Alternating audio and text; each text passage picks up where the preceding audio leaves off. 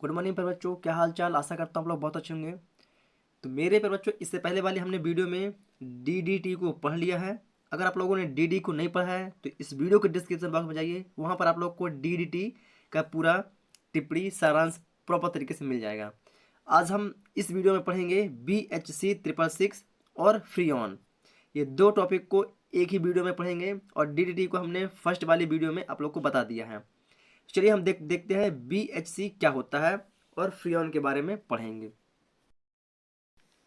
चलिए बच्चों, अब हम पहुंच चुके हैं BHC 666 में।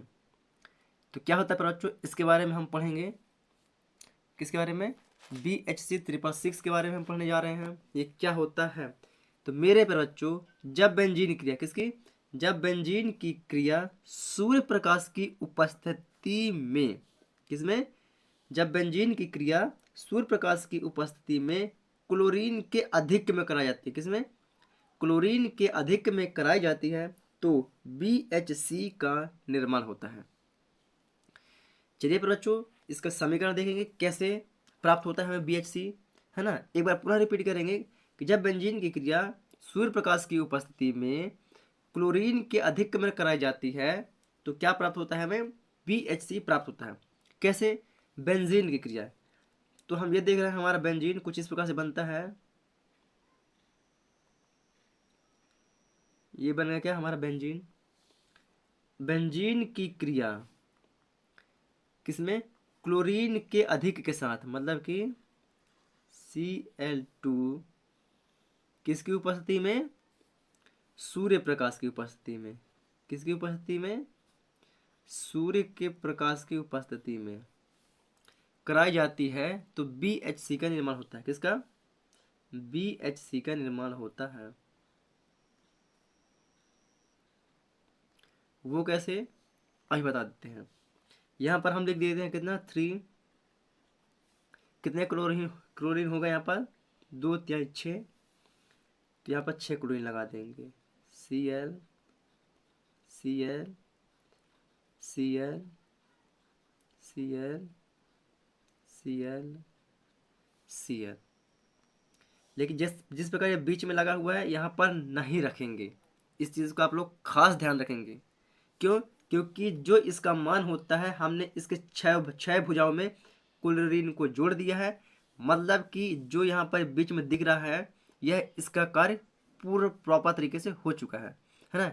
चाहे हम इसको लिख दें या इसके छह भुजाओं में कोई ना कोई पदार्थ को रख दें, है ना। चाहे ब्रोमीन को, चाहे क्लोरीन को, चाहे आयोडीन को, कुछ भी रख सकते हैं। तो ये इसकी कमी को पूरा कर देता है। जो बीच में हम ये शून्य की कैटेगरी जो दिखती है हमें, इसकी कमी को ये इनके छह भुजाओं में अगर किसी चीज़ को जोड़ दिया जाए तो इसकी कमी को यह पूरा कर देता है। तो आशा करता हूँ आप लोग को भी यह समीकरण भी प्रॉपर तरीके से समझ में आ गई होगी, है ना। यही कहलाता है हमारा BHC। क्या? यही हमारा कहलाता है BHC। BHC इसका उपयोग क्या होता है? यह भी रंगहीन क्रिस्टलीय पदार्थ होता है ना। क्या? यह भी क्या होता है?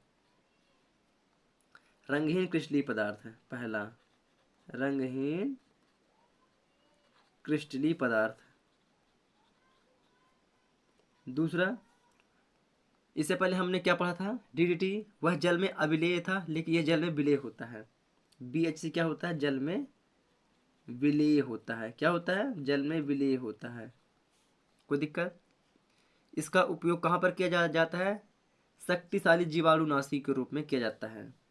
इसका जो उपयोग होता है, क्या जो इसका उपयोग कहाँ पर किया जाता है? शक्तिशाली जीवाणुनाशी में। शक्तिशाली जीवाणुनाशी के रूप में किया जाता है। कोई दिक्कत इसका उपयोग? अब बात करते हैं इसका पर्यावरणीय प्रभाव। किसका? पर्यावरणीय प्रभाव पर। पर्यावरणीय इसका प्रभाव क्या पड़ता है? तो जो इसका पर्यावरणीय प्रभाव होता है बच्चों, वह क्या होता है? यह वायु एवं जल प्रदूषण के साथ साथ क्या करता है? यह अपघटित ही नहीं होता है। किसमें? मृदा में। मेरे पर बच्चों, ये जो BHC होता है, यह वायु प्रदूषण को भी करता है, जल को प्रदूषण भी करता है, साथ ही साथ यह मृदा का प्रदूषण का भी कारण है। क्या? मृदा प्रदूषण का भी कारक है। क्या है? कारक है। यह क्या है? यह मृदा प्रदूषण का भी कारक है। क्यों? क्योंकि यह मृदा में तो अपघटित हो ही नहीं रहा है। यह मृदा में अपघटित जब हो ही नहीं रहा है तो स्वाभाविक सी बात है यह मृदा प्रदूषण का भी कारक हो गया। समझ पा रहे हैं ना? तो ये होगा इसका पर्यावरणीय प्रभाव, है ना। हम इस आप लोग को प्रॉपर तरीके से दिखाएंगे, है ना। आप नोट्स कॉपी देंगे तो आप नोट्स कॉपी से प्रॉपर तरीके से लिख लीजिएगा। चलिए, ये BHC भी हमारा पूरी तरह से कंप्लीट हो गया। BHC का टॉपिक कंप्लीट। अब बात करते हैं फ्रीऑन। किसकी बात करते हैं बच्चों? फ्रीऑन की बात करते हैं। हमारा नेक्स्ट टॉपिक क्या है? फ्रीऑन। सॉरी, आप लोग को दिखाई नहीं दे रहा है। क्या है? फ्रीऑन। कौन सा टॉपिक? हमारा तीसरा टॉपिक है ये। तीसरा टॉपिक है फ्रीऑन। तो फ्रीऑन क्या होता है प्यारे बच्चों? कि जब कार्बन टेट्राक्लोराइड की क्रिया, किसकी? जब कार्बन टेट्राक्लोराइड की क्रिया एंटीमनी ट्राइक्लोराइड के साथ एंटीमनी पेंटाक्लोराइड की उपस्थिति में क्रिया कराई जाती है तो फ्रीऑन बनता है। क्या बनता है? फ्रीऑन बनता है। चलिए देखते हैं कैसे, इसको भी देख लेते हैं समीकरण में। एक बार पुनः रिपीट करूंगा कि जब कार्बन टेट्राक्लोराइड की क्रिया, किसकी? कार्बन टेट्राक्लोराइड की क्रिया, मतलब कि CCl4 प्लस, हम समीकरण को संतुलित करना इसलिए हम साथ में इसका 3 लिख लेते हैं, है ना। तो 3CCl4 ये होगा क्या? Carbon tetrachloride. जब कार्बन टेट्राक्लोराइड की क्रिया एंटीमनी ट्राइफ्लोराइड, क्या? ट्राइफ्लोराइड के साथ, चलिए ट्राइफ्लोराइड के साथ मतलब कि 2, ये 2 अपने से लिख रहे हैं ना। एंटीमनी SbF3 फ्लोराइड के साथ किसकी उपस्थिति में कराई जाती है क्रिया? है, इसकी क्रिया कराई जाती है एंटीमनी पेंटाक्लोराइड के साथ। किसकी उपस्थिति में?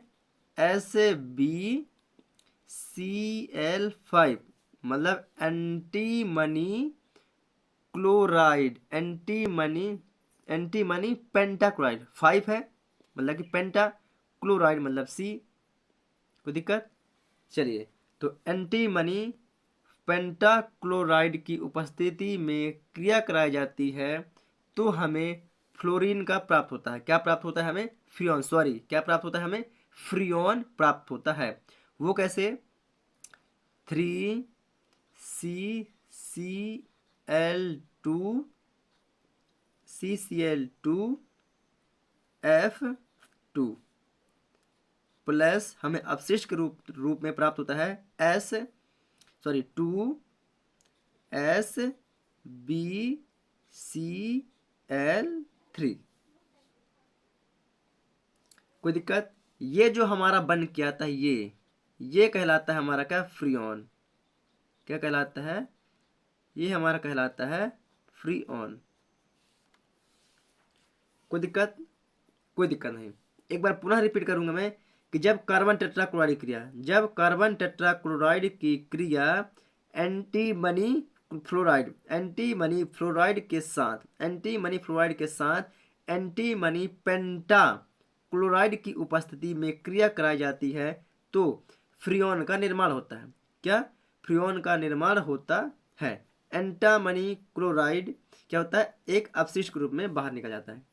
एंटीमनी क्लोराइड एक अपशिष्ट के रूप में बाहर निकल जाता है। तो हमारे पास जो बन के आता है यहाँ पर ये कहलाता है हमारा क्या? फ्रीऑन। क्या कहलाता है? ये कहलाता है हमारा फ्रीऑन। देखते हैं यह क्या समीकरण संतुलित है कि नहीं। चलिए, हम यहाँ पर देख रहे हैं बच्चों, हमारे पास कितने कार्बन है यहाँ पास? हम देख रहे हैं यहाँ पास ये कार्बन कितना है? ये कार्बन मात्र कितना है? 3 है। ये कार्बन कितना है? 3। और क्लोरीन कितना है? 4×3 12। चलिए देखते हैं हमारे पास क्लोरीन क्या 12 है कि नहीं। चलिए, ये आगे 3 लगा है मतलब 3 क्लोरीन तो हो गया। ये वाला क्लोरीन कितना? 3 है, तो ये वाला क्लोरीन हमारा 3 हो गया। अब 4×12 क्लोरीन है कि नहीं, चलिए देख लेते हैं। तो 2×6 कितना? 2×6 और ये वाला 3 क्लोरीन है तो 3×2 6 मतलब कि ये 6 और ये 6 12 क्लोरीन पूरी तरह से हो गए हैं। चलिए 2Sb कितना? 2Sb। तो यहाँ पर हम देख रहे हैं 2Sb, 2Sb प्रॉपर तरीके से है। बचा F, कितना बचा F, तो 3 दूनी 6 F फ्लोरीन है क्या, यस 2 तिहाई 6 F भी हमारा प्रॉपर तरीके से है। मतलब ये हमारी समीकरण क्या है, प्रॉपर तरीके से संतुलित है। क्या है, ये समीकरण भी हमारी संतुलित है। चलिए अब इसका उपयोग की बात करते हैं। किसका बात कर रहे हैं, इसका उपयोग। इसका उपयोग कहाँ पर किया जाता है, तो इसका उपयोग कहाँ किया जाता है, जो प्रशीतक के रूप में। किसके रूप में, इसका उपयोग प्रशीतक के रूप में किया जाता है। जहाँ पर गर्माहट उत्पन्न होती है वहाँ प्रशीतक मतलब ठंडक के रूप में उपयोग इसका किया जाता है, ठंडक के रूप में, है ना। तो इसको बोल देते हैं क्या, प्रशीतक के रूप में। इसका उपयोग कहाँ किया जाता है, प्रशीतक के रूप में। पहला इसको कहाँ पर, इसका उपयोग प्रशीतक के रूप में मतलब ठंडक के रूप में। जहाँ गर्म अधिक गर्मी होती है वहाँ इसका उपयोग किया जाता है। किसका, फ्रीऑन का। चलिए इसका दूसरा उपयोग कहाँ पर किया जाता है, इसका दूसरा उपयोग होता है कहाँ पर बच्चों, जहाँ पर अधिक दुर्गंध होती है ना, तो वहाँ पर दुर्गंधनाशी स्प्रे बनाने में। कहाँ, वहाँ दुर्गंधनाशी स्प्रे बनाने में इसका उपयोग किया जाता है ना। जहाँ बहुत ज़्यादा दुर्गंध आती है, जैसे कि जहाँ पर गोलियां दवाइयाँ बनती हैं तो वहाँ बहुत दुर्गंध होती है ना, तो वहाँ पर दुर्गंधनाशी स्प्रे बनाने में भी इसका उपयोग किया जाता है। कौन सा, दुर्गंधनाशी स्प्रे बनाने में भी इसका उपयोग किया जाता है। कोई दिक्कत आप लोगों को, आशा करता हूँ आप लोगों को भी कोई दिक्कत नहीं होगी। और जो इसका पर्यावरणीय प्रभाव होता है, क्या, पर्यावरणीय प्रभाव, पर्यावरणीय प्रभाव, जो इसका पर्यावरणीय प्रभाव होता है बच्चों, यह ओजोन परत को, किसको, ओजोन परत को क्या करता है, ओजोन परत को नुकसान करता है ना। ओजोन परत को नुकसान पहुंचाता है, पहुंचाता है मतलब ओजोन का क्षय करता है। ये क्षय मतलब कि उसको अपघटित, उसका नुकसान करता है। तो आशा करता हूँ बच्चों आप लोग को भी फ्रीऑन भी बहुत ही प्रॉपर तरीके से समझ में आ चुका होगा। अगर आप लोग को फ्रीऑन समझ में आ गया, BHC समझ में आ गया, तो वीडियो को लाइक करें और चैनल पर नए हैं तो चैनल को सब्सक्राइब करके बेल आइकन को जरूर दबा लें और वीडियो को ज़्यादा से ज़्यादा शेयर कर दें। हम चलते हैं अपनी नोट्स कॉपी पर। तो ये रहा बच्चों हमारी नोट्स कॉपी। तो प्रॉपर तरीके से आप लोग अपनी नोट्स कॉपी में, तो है प्रॉपर तरीके से आप लोग अपनी नोट्स कॉपी में BHC लिखना स्टार्ट कर दीजिए। ये रहा हमारा BHC के थ्योरम, इसका समीकरण, इसका गुण।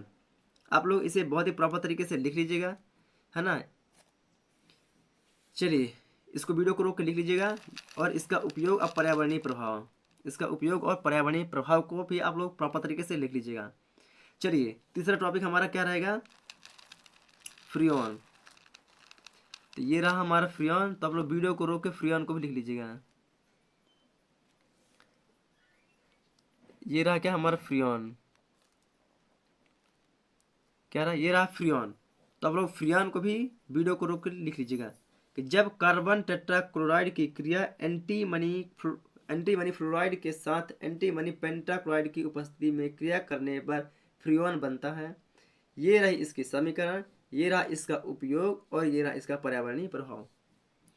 अगर आप लोग को समझ में आ गया तो वीडियो को लाइक करके चैनल को सब्सक्राइब करके बेल आइकन को दबा लें। तो चलिए बच्चों मैं मिलूंगा आप लोगों को एक न्यू वीडियो के साथ, तब तक के लिए जय हिंद।